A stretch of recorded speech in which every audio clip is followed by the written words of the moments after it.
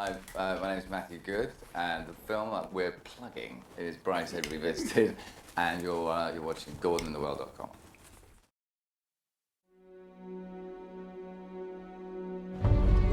Is this where you live? It's where my family lives. Come along, Charles. There's someone I want you to meet. Welcome to Brideshead, Mr. Ryder. It's the most beautiful house I've ever seen. How kind you are. And what form do your pleasures take? What I most want to be is a painter. We must get you to paint something for us. I'd be delighted. Who's that in the car with your mother? My sister. I take it you're not one of us. I don't live like this, if that's what you mean. He's here as my friend. Don't you think you ought to know what he's getting into? What do you imagine you're doing on this earth? I want to look back and say that I didn't turn my back, that I was happy. Mr. Ryder must stay with us for the rest of the vacation. You seem to me a very reliable young man. Go, Rusty. All right, get this out of the way. You can cuss as much as you want in this interview. Oh, great. So just Fucking go, brilliant. Just go nuts. All right. First question: do you think you could take me in a fight? No, I'm just kidding. I think I've got a good reach. I don't know, but I'm stocky though. And you are stocky. I think you'd have a good hook. But I think maybe my speed may get me around you. I don't know. Let's have a fight afterwards. Okay, we'll find out. So first real question. Yeah. How'd you come to be involved with Brideshead Revisited? Well, I got a phone call one day from my agent just saying I think they're going to remake, they're going to the Brideshead, because they were going to do it with David Yates. I think Paul Bettany and Jude Law were going to do it, but it all fell through. So I thought it was just going to disappear, and suddenly they said, well, they're interested in you to play a part, and I was like, okay, great. I knew the novel, and obviously I knew the series, and I went in and met Julian, and we finally got a script and auditioned, and then they stupidly gave me the part. Yeah. So that's sort of how it came about, really. Was there a lot of pressure for you to, adapt, this very acclaimed novel?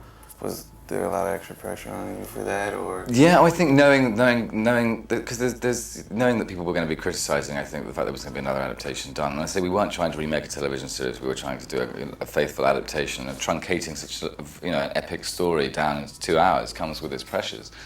And obviously for me, knowing that Charles is so vocal in the novel, you know what I mean, because he's the narrator, and then they take all of that away, and so I was like, this is going to be quite a challenge. I'm actually going to have to really act in this one, so it's going to be hard. But I think knowing that Emma Thompson and Michael Gambon were going to be doing it, I was like, well, if we're going to go down in flames, then at least I'm in good company. All right, how intimidating was it for you to take a role, previously performed by Jeremy Irons? Fuck, really, no, really.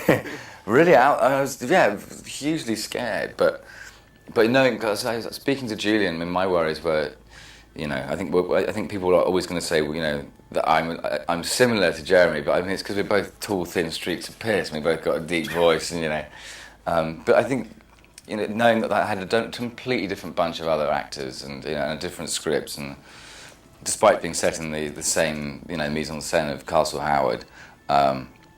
It'd be impossible to copy someone's performance. You got to just get on and do it yourself. So, there were pressures, but it was a huge amount of fun, really.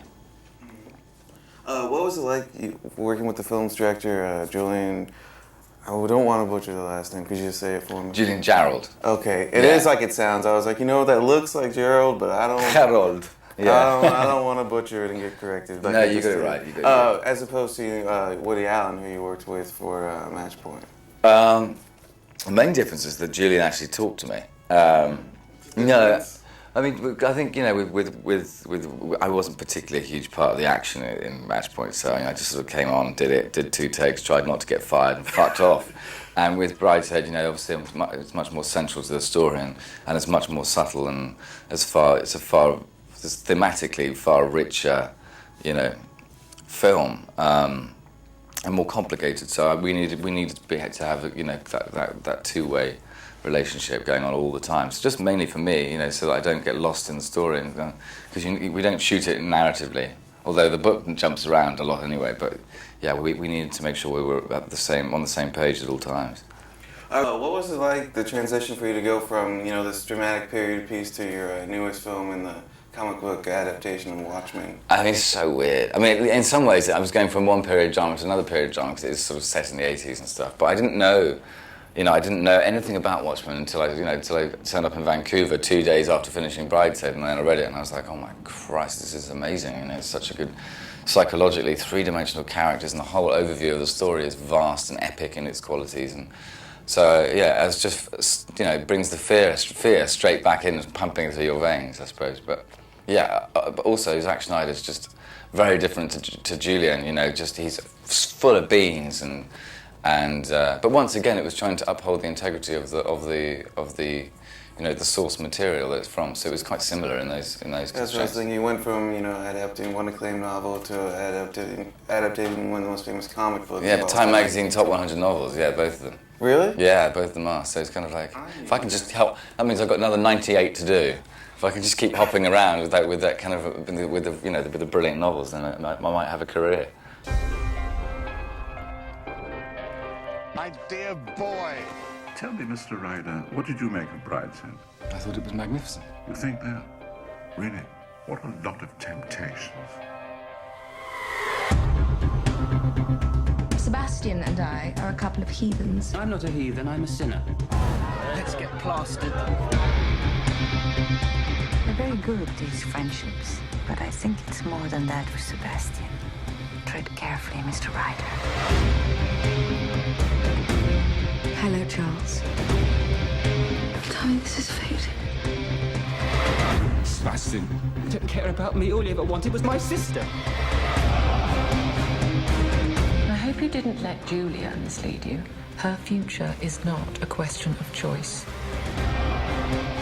It gives me great pleasure to announce the engagement of my eldest daughter, the Lady Julia Flight, to Mr. Rex Mottram. I think you should leave now, Charles. You banish me from your house. You poison my friendship with both your children. Sebastian! Leave me alone! I took you into my confidence and you betrayed me. You thought you were getting me and the house together. Is that really what you think? You tell me, what does Charles Ryder really want?